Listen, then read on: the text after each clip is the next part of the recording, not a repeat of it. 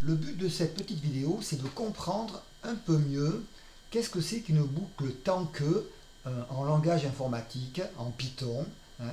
Quand on écrit un algorithme, on va voir que c'est très commode. Alors, il y avait un exercice là qui était intéressant et je le propose à la fois aux secondes et à la fois au terminal parce que ça permet de sentir, il me semble, très bien les choses pour comprendre cette boucle tant que. Dans chaque cas, recopier et compléter l'algorithme ci-contre afin qu'il détermine la plus petite valeur de n telle que 5 puissance n soit plus grand que 10 puissance 6. Alors on va commencer par le petit a. Donc l'algorithme il est court. Hein. D'abord n prend la valeur 0. Voilà. Ici. Et puis tant que, alors là il y a une condition à compléter, on va voir qu'est-ce qu'il faut mettre. N prend la valeur n plus 1. Autrement dit, en fait, n il va passer à la valeur 1, puis ensuite à la valeur 2, etc. Ce qu'il y a avec une boucle tant que, l'inconvénient c'est qu'on ne sait pas quand la boucle va s'arrêter. Autrement dit, on ne sait pas combien de fois on va passer dans la boucle. Et c'est pour ça qu'en fait la condition, c'est elle qui va nous permettre d'arrêter les passages dans la boucle et de donner le résultat attendu. Alors, nous, ce qu'on souhaite, c'est obtenir la plus petite valeur de n, telle que 5 puissance n soit plus grand que 10 puissance 6.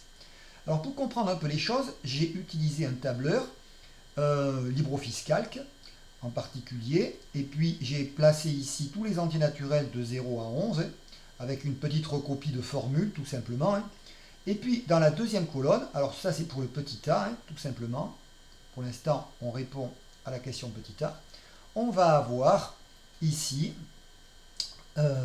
les puissances de 5. 5 puissance 0, 5 puissance 1. Et vous voyez que toutes les puissances de 5, au départ, elles sont trop petites. Elles ne dépassent pas 10 puissance 6. Donc 5, 5, 25, 125, 625. Alors, on s'aperçoit qu'à quel moment, en fait, on va dépasser 10 puissance 6, c'est-à-dire 1 million, eh bien, ça va être ici pour n est égal à 9. Regardez, voilà, pour n est égal à 9. Hein, si vous regardez à n égale à 8, on est encore en dessous. Alors, quelle est la condition? Alors, évidemment, l'exercice, il peut se faire sans forcément utiliser un algorithme et sans forcément utiliser Python. Et on peut le faire, vous voyez, comme je viens de le faire là, hein, en utilisant, alors soit en tâtonnant, c'est ce que j'ai fait avec la classe de seconde qui était présente, en calculant des puissances de 5, comme ça, petit à petit, en essayant de faire ça, c'est la méthode à tâtons qu'on appelle. Et puis là, sinon, avec un tableur, là au moins, on va passer en revue tous les entiers naturels. Mais ce qu'il y a, bon là ça va parce qu'on s'arrête à 9, mais ça peut être très long. Imaginez que ça fonctionne à partir de n égale à 50 000. Bon, on sent bien que cette méthode-là, elle va avoir des limites. Donc là, tout ça, ça peut se faire avec notre algorithme. Alors, tant que quoi? Tant que les puissances de 5 sont trop petites, on va continuer. Et nous, on veut que ça s'arrête, l'algorithme, quand 5 puissance n est strictement supérieur à 10 puissance 6. Alors, qu'est-ce qu'il faut faire? Voilà, je donne vraiment la méthode standard, ça marche pour tous les algorithmes à compléter quand vous avez une boucle tant que. Dans l'énoncé, on cherche la plus petite valeur telle que 5 puissance n soit plus grand que 10 puissance 6. On n'écrit surtout pas ici la condition, on n'écrit surtout pas 5 puissance n plus grand que 10 puissance 6. Sinon, ça ne va pas fonctionner parce que dès le début, on a des nombres qui sont trop petits. Donc on ne va jamais passer dans la boucle. Donc en fait, le truc, alors je l'efface, attention, j'efface tout ça. Hein. Hop, alors il faut que je l'efface avec une gomme, ça sera mieux. Donc le truc, c'est de mettre le contraire, écoutez bien, on va prendre le contraire de cette condition. Et le contraire de cette condition, ça va permettre de passer dans la boucle.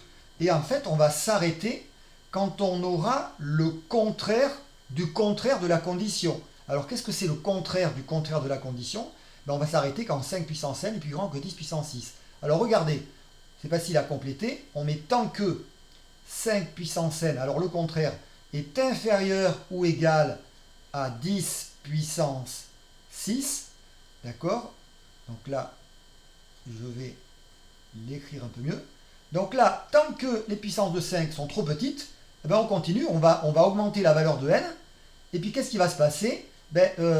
Comment ça marche une boucle tant que en fait, hein? La boucle tant que va s'arrêter quand la condition est fausse. La condition est fausse, ça veut dire qu'on va avoir le contraire. Autrement dit, quand 5 puissance n est plus grand que 10 puissance 6. Et donc on s'arrête en fait dès que n, quand n est égal à 9. D'accord? Donc voilà pour le petit a. Alors là, c'est l'algorithme écrit en langage naturel, langage français. Ici, alors on peut le faire sur une calculatrice Numworks, sans problème. L'algorithme en Python, hein. Là, il n'est pas fait forcément dans la calculatrice. Je l'ai fait avec un logiciel un petit peu spécial, hein, ce qu'on appelle c'est un émulateur Python, si vous voulez. Mais bon, ça peut se rentrer directement sur votre calculatrice Numworks, dans l'éditeur. On peut fabriquer une fonction qui n'a pas de paramètres directement pour pouvoir utiliser la fonction, puisque ici, vous voyez, c'est un algorithme qui ne nécessite pas de valeur à entrer. Hein. On n'a pas de variable à entrer au départ. Donc on va l'appeler seuil 1. Hein. Je l'appelle seuil 1, cette fonction. Alors n égale à 0, parce que c'est n prend la valeur 0 en Python. While, alors 5 étoile étoile, c'est puissance n, inférieur ou égal à 10 étoile étoile 6, 10 puissance 6. Vous voyez, c'est la traduction en Python de l'algorithme en langage naturel. N égale n plus 1, c'est n prend la valeur n plus 1, return n. Return n, parce que la fonction va retourner la valeur de n. Et print seuil 1, entre parenthèses, c'est pour afficher la valeur de n. D'accord? Donc si vous faites fonctionner cet algorithme, alors pour faire fonctionner l'algorithme ici, je n'ai simplement... Alors par contre, ici vous allez avoir deux algorithmes qui vont fonctionner en même temps, puisque j'ai répondu à la fois à la question A et à la question B. Donc là, la première valeur qui va apparaître correspond à la valeur pour le seuil 1, et puis ensuite la deuxième valeur, la valeur pour le seuil 2. Alors là, je fais fonctionner en appuyant sur le petit bouton vert. Bon, sur la calculatrice, on appuie sur Entrée, d'accord? Donc là, regardez, hop, alors pourquoi ça ne marche pas? Parce que, alors là, j'ai plein d'erreurs. Hein, parce qu'en fait, il faut que je réappuie un petit peu ici. Bon, alors là, évidemment, j'ai un bug, je ne sais pas pourquoi. Oui, le voilà le bug. Regardez, il y a un return n+, qui est apparu ici. Donc, on retrouve l'erreur.